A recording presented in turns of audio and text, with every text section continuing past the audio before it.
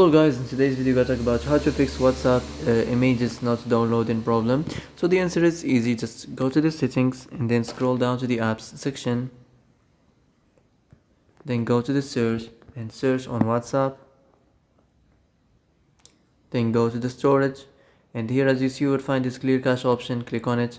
Now you can go check it if it worked. If it didn't, you can try to restart your phone, and if it didn't work again, maybe try to turn the Wi-Fi off and on and the Bluetooth off and on, and if it didn't work again, maybe try to clear data. But be careful, if you clear data, all your files and the chats and the media and the messages will be deleted.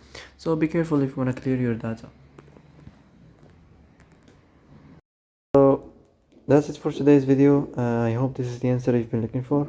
If you like this video, don't forget to like and subscribe, and see you in the next video.